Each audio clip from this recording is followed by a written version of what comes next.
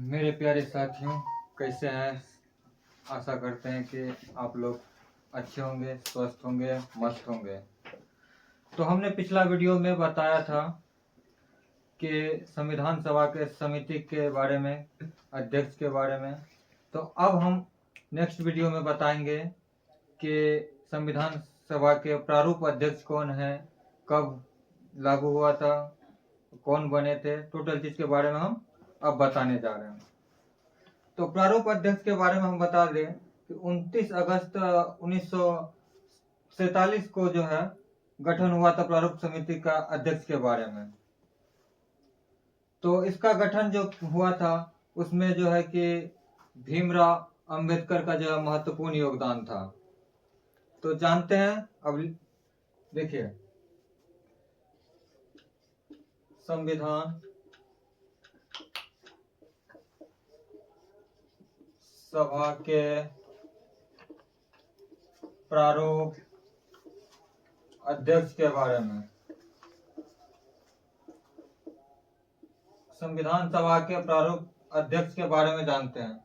तो 29 अगस्त 1947 ईस्वी को जो है इसका गठन हुआ था।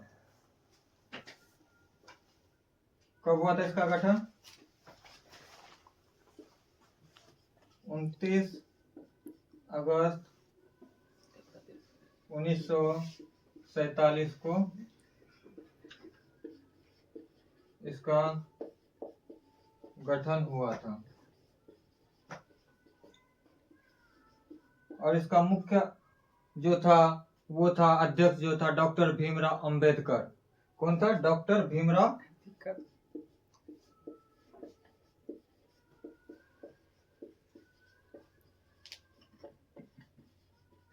अंबेडकर। और इस गठन में जो है इसका जो मुख्य रूप, संविधान सभा का जो गठन जो हुआ था प्रारूप अध्यक्ष का, तो 29 अगस्त 1947 को हुआ था। इसका जो अध्यक्ष था डॉक्टर भीमराव अंबेडकर था।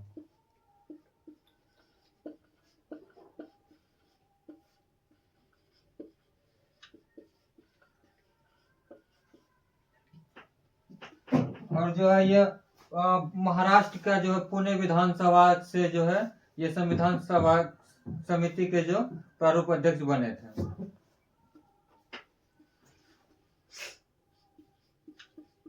महाराष्ट्र के पुणे सीट से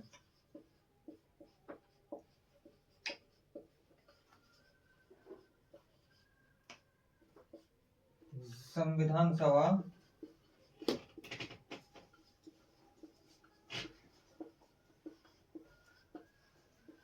प्रतिनिधित्व कर रहा था। कहां से कर रहा था भीमराव अंबेडकर संविधान सभा का जो है प्रतिनिधित्व? महाराष्ट्र के पुणे से। और प्रारूप समिति में जो है कुल कितने अध्यक्ष हैं ये सब चीज हम बता रहे हैं, तो उतार लीजिएगा आप लोग।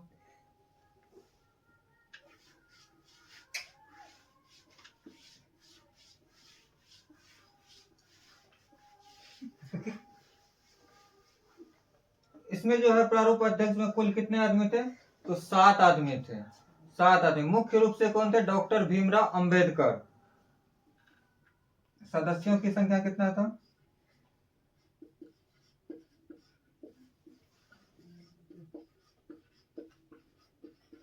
सदस्यों की संख्या कुल 7 थे। इसमें जो इसका अध्यक्ष जो था वो डॉक्टर भीमराव अंबेडकर थे। और दूसरा कौन था? दूसरा जो था वो था गोपाल स्वामी अयंगर।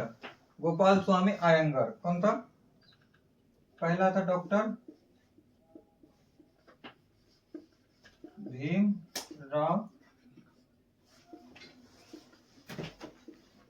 अंबेडकर। दूसरा जो ये थे, कौन थे? अध्यक्ष थे। और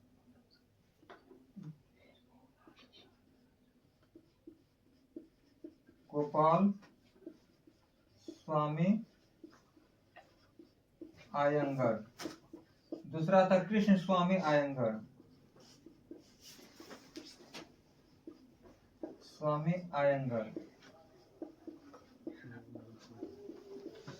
तीसरा था के.एम.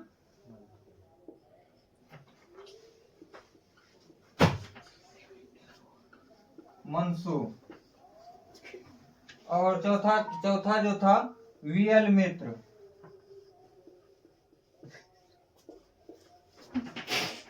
पांचवा जो था मोहम्मद सदुल्ला।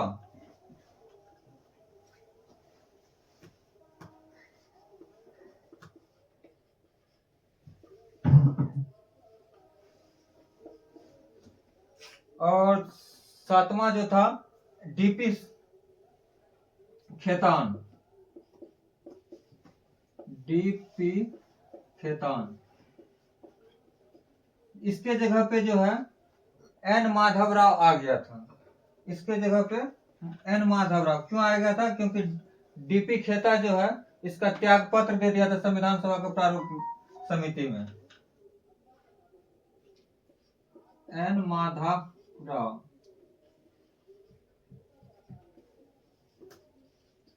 और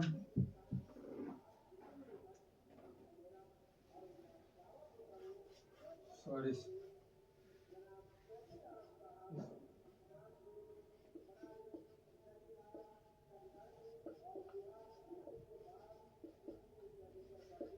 थोड़ा सा मिस्टेक हो गया था, क्योंकि वी.एन. मित्र ने त्याग पत्र दिया था जो कि एम माधवराव इस पे आया था, इसके जगह पे एन माधवराव। और डीपी जो था इसका मृत्यु हो गया था, इसलिए इसके जगह पे आया था टीटी कृष्णाचार्य।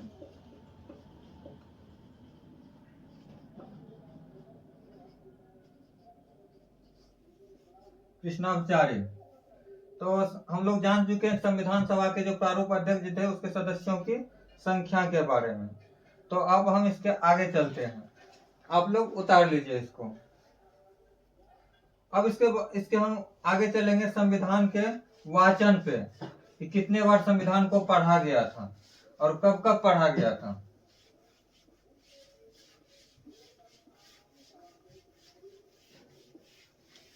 अब हम लोग संविधान के वाचन के बारे में जानेंगे, कि जिसको हम बोलते पढ़ना, वाचन, रीडिंग। तो जो है पहली बार कब पढ़ा गया था संविधान सभा का वाचन? तो संविधान वाचन क्या है? तो संविधान वाचन वो है जो संविधान को बनाने के स्वरूप में उसको पढ़ते गया था, तो पढ़ रहा था, तो उसी को हम बोलते हैं संविधान वाचन। तो प्रथम बार जो है संविधान वाचन 4 नवंबर 1948 से लेकर 9 नवंबर 1948 तक इसको पढ़ा गया था। दूसरी बार जो इसको पढ़ा गया था तो वो था 15 अक्टूबर 1948 से लेकर 17 अक्टूबर 1948 तक। और तीसरा बार जो पढ़ा गया था वो 14 नवंबर 1949 से लेकर 26 नवंबर 1949, जो अंतिम बार पढ़ा गया था। और सबसे अगर ज्यादा समय लगा था पढ़ने में तो इसमें लगा था द्वितीय बार 11 महीना, 11 माह। और जो है संविधान सभा बनकर अंतिम बार तैयार हो गया था 26 नवंबर 1949 को, जो डॉक्टर बाबा साहब अम्बेडकर संविधान का जो है अंतिम प्रारूप बना था। और संविधान सभा में जो है इसको पास किया गया था 26 नवंबर 1949 को। तो हम संविधान जो है बनकर तैयार हो गया था 26 नवंबर 1949 को, और इसको अब लागू किया जाएगा। संविधान 26 नवंबर 1949 को बनकर जो है तैयार किया गया था और स्वीकार किया गया था संविधान सभा द्वारा।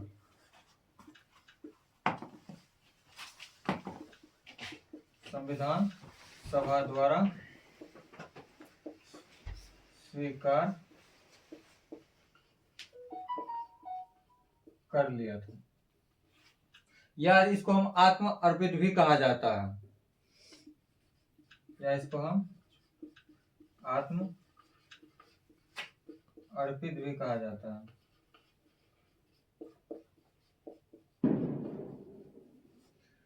तो आंशिक रूप से जो कुछ अनुच्छेद लागू हुआ था संविधान का, जो प्रथम बार आंशिक रूप से जो अनुच्छेद लागू हो गया था 26 नवंबर 1949 को।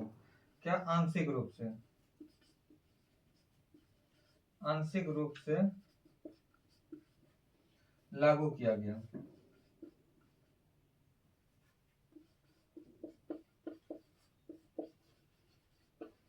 लागू किया गया कुछ अनुच्छेद है,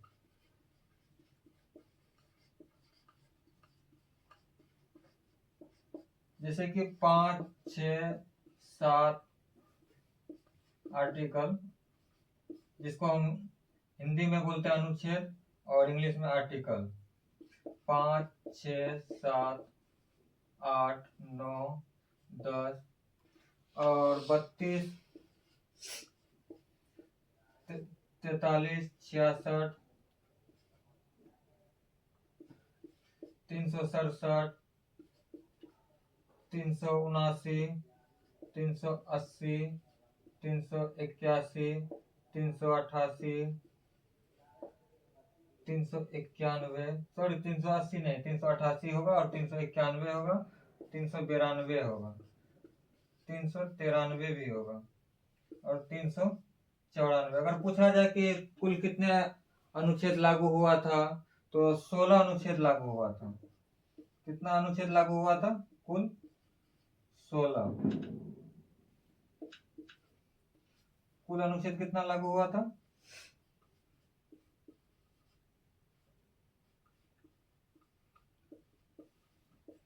16 लागू हुआ था। और हम लोग 26 जनवरी 1950 को ही क्यों संविधान को लागू किए थे पूर्ण रूप से? क्योंकि लाहौर में इसका जो है कि कांग्रेस द्वारा जो है प्रथम अधिवेशन हुआ था, प्रथम स्वतंत्रता मनाने की, कि जब भी मनाया जाएगा तो 26 जनवरी को ही मनाया जाएगा। इसीलिए जो है इसको 26 जनवरी 1950 को संविधान को लागू किया गया था। तो संविधान के बारे में हम जान लिए कि कब बनकर तैयार हुआ और कब स्वीकार किया। 26 नवंबर 1949 को संविधान सभा द्वारा जो है इसको स्वीकार कर लिया गया और इसको आत्मार्पित भी कहा जाता है। और आंशिक रूप से जो कुछ अनुच्छेद लागू हुआ था, तो वो लागू हुआ था 5, 6, 7, 8, 9, 10 और 32, 43, 66, 367, अनुच्छेद 379, 80, 88, 391, 392, 393, 394। अगर पूछा जाए कि कुल अनुच्छेद कितने लागू हुआ था आंशिक रूप से, तो 16 लागू हुआ था।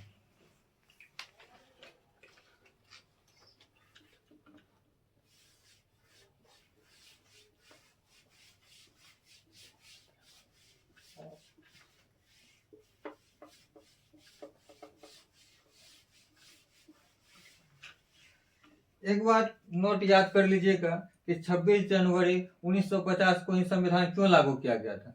क्योंकि जो है रावी नदी के तट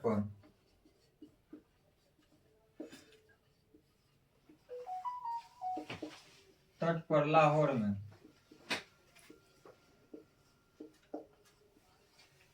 26 जनवरी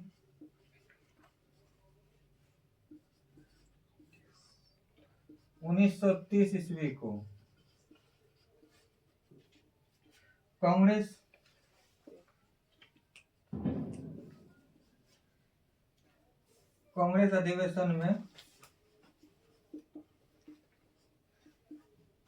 अधिवेशन में बोला गया था प्रथम स्वतंत्रता।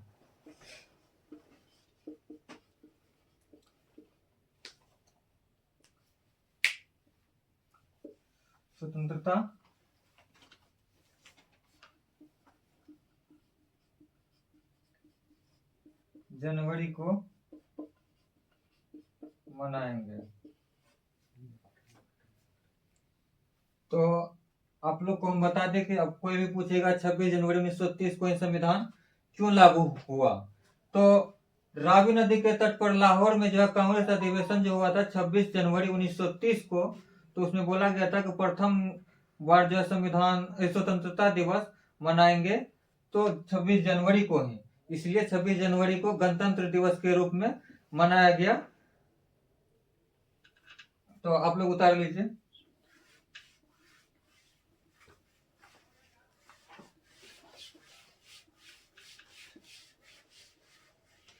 संविधान जो है पूर्ण रूप से लागू कब हुआ? पूर्ण रूप से लागू कब हुआ?